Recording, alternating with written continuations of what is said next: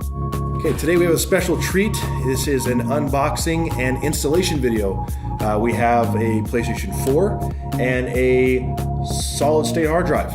We're going to show you how to install this, and let's go ahead and get started.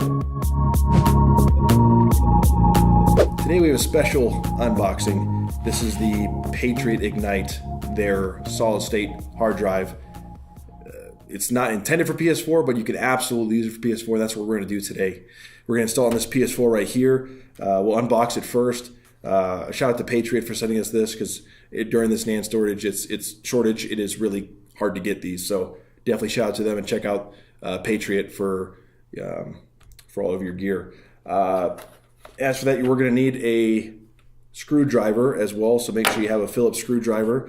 Before we get cracking this open and installing it, let's actually go to unbox the hard drive. So it just pops open the top. Actually, before we even get into it, on the front of it, you'll just see there's a clear front to it, so you can see the hard drive. This is a 7mm low profile hard drive, so it's gonna be thinner than the one that actually comes in the PlayStation.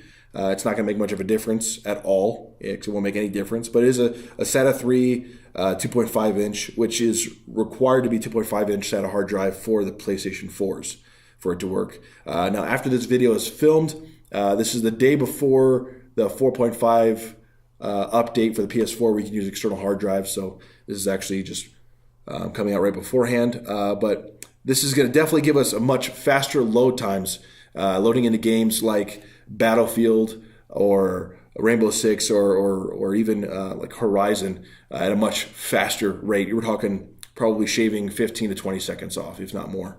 So let's go ahead and crack it open. We got the top open here. When you open the box, it's going to be very simple. No need to be complicated.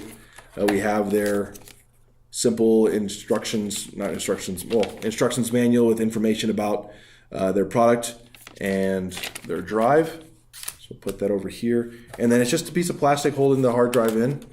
So we'll just go ahead and pop it out here. And it just pops right out.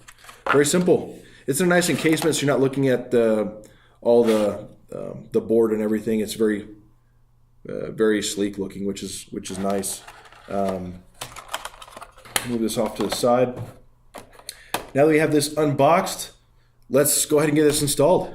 All right, so the first thing we're going to do is just remove the PlayStation cap over the hard drive. I've already loosened a little bit to make this video a little easier, but you may have to pry here and here to pop it out, but once it does, it just pops right out here. And just take that off and put it to the side. Very simple process, especially compared to previous consoles.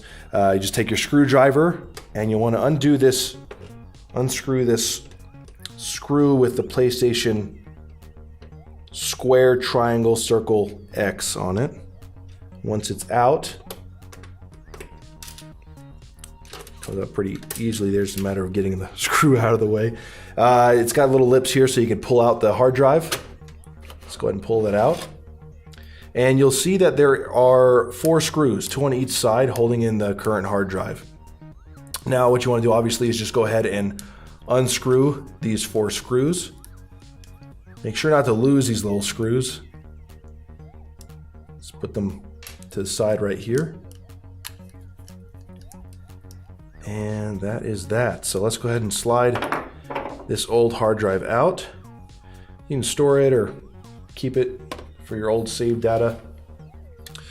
So you're going to want to make sure it's facing the same direction as the one you pulled out, and just put the screws right back in and hold it in place.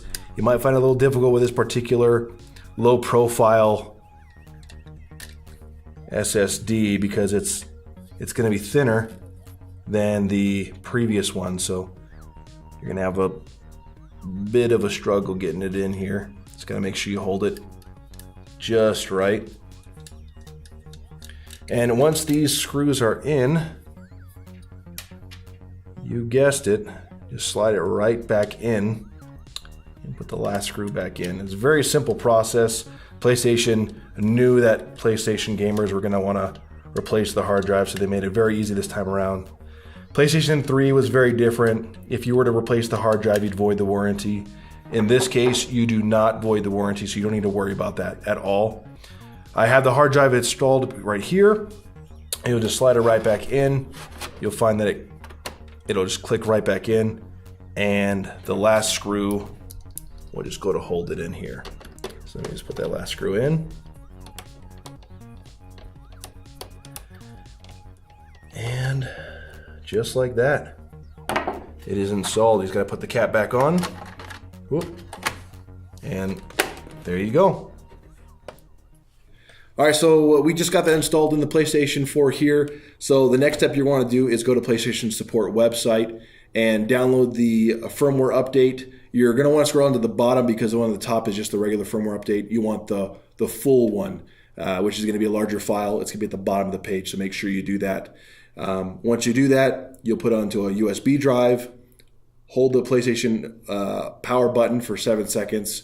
It'll bring up a 480p screen, just very old looking screen. But the bottom option is going to be to reinitialize the console through USB. You'll make sure the USB is plugged in, select that option, bada bing, bada boom. The next thing you know, it's going to be loading up with the recent firmware update. After that, you just have to add your profile and download the games, and you are good to go.